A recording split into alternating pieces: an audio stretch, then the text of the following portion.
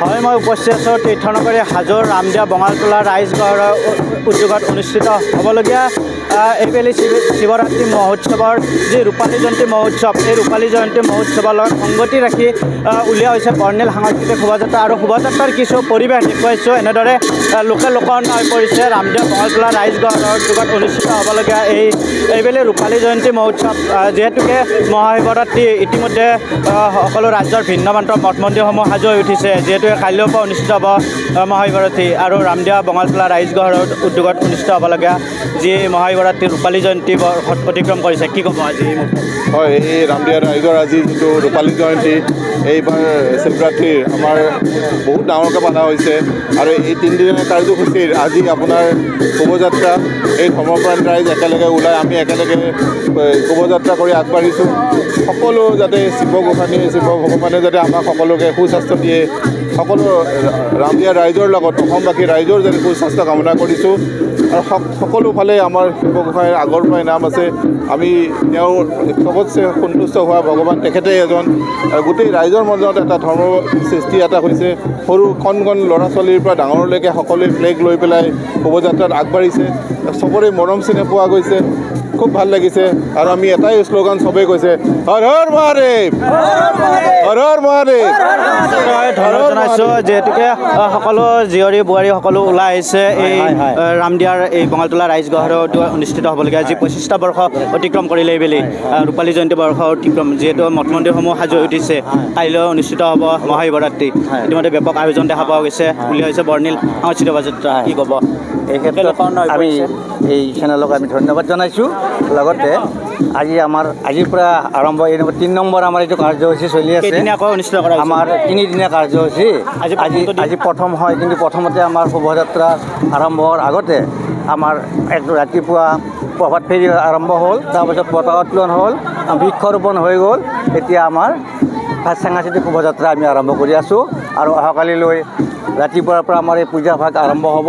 গতিকে আমি ইয়াতে সমূহ ৰাইজক আমি আহ্বান কৰিছোঁ। আৰু লগে লগে আপোনালোকে এইটো আমি বাৰ্তা দিব বিচাৰিছোঁ যে 25 বছৰ হ'ল, গতিকে এইটো ইমানতেই আমি আজিৰ পৰাই আৰম্ভ কৰিছোঁ এই পূজা। আমাৰ শিৱৰাত্ৰি ইয়াতে প্ৰায় আজি 300, 400, 500 হ'ব। আৰু অহাকালিলৈ প্ৰায় 1500 মানুহ, 1500, 2000, 3000মান মানুহ আমাৰ ইয়াতে আৰম্ভ হ'ব। অহাকালি মহাভোগ আৰম্ভ হ'ব। তাৰে পিছত আকৌ ৰাতি আমাৰ যাত্ৰা পাৰ্টি আছে 2 দিন পিছত। গতিকে এনেকুৱা কৰি কাৰ্যসূচী আমাৰ চলি যাব। লোকাৰণ্য হ'ব, গোটেই এতিয়ালৈ হৈ আছে। আৰু ৰাতিও আৰু আৰম্ভ হ'ব, কালিৰ পৰা হ'ব।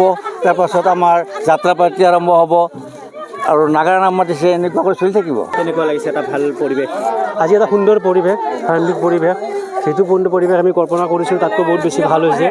আমাৰ আপোনালোকে জানিছে আজি আহি আমি 25 বৰ্ষত ভৰি দিছোঁহি।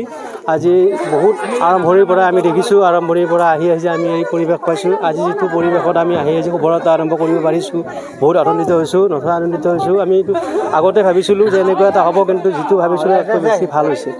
যিহেতুকে 25টা বৰ্ষ অতিক্ৰম কৰিলে, ভৰি দিছে ৰূপালী জয়ন্তী মহোৎসৱ, আৰু আপোনালোক সংগতি ৰাখি উলিয়াইছে বিশাল সাংস্কৃতিক শোভাযাত্ৰা। আৰু এই শোভাযাত্ৰাত কিমান লোক এটা ভক্তিৰ ৰসত বিলীন হৈছে? প্ৰায় ধৰক হাজাৰ মানুহ হ'ব। আৰু আমাৰ এই প্ৰথম ৰূপালী জয়ন্তী আমি যৎপৰ নাচি চেষ্টা চলাইছোঁ যাতে ৰাইজক মংগলে ৰাখক, শিৱই যাতে সকলোৱে দৃষ্টি ভালকৈ ৰাখক, দেশৰ শান্তি হওক, এইখিনিয়ে কামনা কৰিছোঁ। হয়, এনেদৰে ভক্তিৰ ৰসত বিলীন হৈছে তীৰ্থনগৰী হাজোৰ এই ৰামদিয়া অঞ্চলত। স্বতঃস্ফূৰ্তভাৱে এনেদৰে ভক্তিৰ ৰসত বিলীন হোৱা দেখা পাইছে। আমি সামগ্ৰী ইউনিভাৰ 24ৰ দৰ্শনত দেখুৱাইছোঁ। অন্য প্ৰান্তৰ ভক্তবৃন্দ, ভকত বৈষ্ণৱ আহি ইয়াত সমাগত হোৱা দেখা পাইছে। কেনেকুৱা লাগিছে ৰামদিয়াত উপস্থিত হৈ? জয় শ্ৰীৰাম। ইমান ভক্তপ্ৰাণ ৰাইজ, গতিকে কি ক'ম আৰু, খুব ভাল লাগিছে। আৰু এনেকৈ চবৰ মুখত এটাই বোলে হৰ হৰ মহাদেৱ, চবেই ক'লে হৰ হৰ মহাদেৱ। যিহেতুকে বঙালতোলা ৰাইজগড়ৰ উদ্যোগত অনুষ্ঠিত হোৱা এইবেলি 25টা বৰ্ষত ভৰি দিছে ৰূপালী জয়ন্তী মহোৎসৱ। সংগতি সেই উলিয়াইছে 3দিনীয়া বৰ্ণাঢ্য কাৰ্যসূচী, বিশাল সাংস্কৃতিক শোভাযাত্ৰা। এই শোভাযাত্ৰা পৰিৱেশ কেনেকুৱা লাগিছে? খুব সুন্দৰ লাগিছে। আৰু ভাবোঁ যে প্ৰত্যেকৰ দুৱাৰ দুলে যাতে এনেকুৱা উৎসৱ পাৰ্বণ হওক, আৰু এইকেইদিন যাতে ৰজন জনাই থাকে। গোটেই অসমবাসীয়ে যাতে গম পায় এই ৰামদিয়া স্থলীৰ পৰা যাতে ভক্তপ্ৰাণ ৰাইজে মানে এটা ভক্তৰ যাতে নাম গুণ বিখৰিত হয় তাৰে কামনা কৰি প্ৰভু ঈশ্বৰৰ ওচৰত প্ৰাৰ্থনা কৰিছোঁ। হয়, নিশ্চয়কৈ ধন্যবাদ জনাইছোঁ। এনেদৰে গায়ন বায়ন সমূহীয়া এনেদৰে গায়ন বায়নে একত্ৰিত হৈ ওলাই আহিছে, জীয়ৰী বোৱাৰী সকলো একত্ৰিত হৈছে, লোকে লোকাৰণ্য পৰিৱেশ ভক্তিৰ ৰসত বিলীন হৈছে। এই ৰামদিয়াৰ পৰিৱেশ দেখুৱাইছোঁ আমি সামগ্ৰিকভাৱে। তিনিদিনীয়া বৰ্ণাঢ্য কাৰ্যসূচীৰে অনুষ্ঠিত হোৱা এনেদৰে ওলাই আহিছে সাংস্কৃতিক শোভাযাত্ৰা। যিহেতুকে মহাশিৱৰাত্ৰি কাইলৈৰ পৰা অনুষ্ঠিত হ'ব। দেশৰ প্ৰতিটো মঠ মন্দিৰ সাজু হৈ উঠিছে আৰু এই ৰামদিয়াৰ পৰিৱেশ আমি সামগ্ৰিক পৰিৱেশ ইউনিভাৰ্ছ 24 দৰ্শকসকলে দেখুৱাইছোঁ। লোকে লোকাৰণ্য পৰিৱেশ প্ৰথম দিনা কাৰ্যসূচী উলিওৱা হৈছে বিশাল সাংস্কৃতিক শোভাযাত্ৰা। এই শোভাযাত্ৰাৰ কিছু মনোমোহা পৰিৱেশ আমি দেখুৱাইছোঁ ইউনিভাৰ্ছ 24 দৰ্শকসকলে আৰু পোনপটীয়াভাৱে আমি সামগ্ৰিক কিছু পৰিৱেশ আমি পৰৱৰ্তী সময়ত দেখুৱাই যাবলৈ চেষ্টা কৰিম। এই হাজোৰ ৰামদিয়া অঞ্চলৰ পৰা মই মৃদুল মজুমদাৰ, ইউনিভাৰ্ছ 24। শৰীৰৰ যিকোনো অসুবিধাৰ সন্মুখীন হৈছে নেকি আপুনি?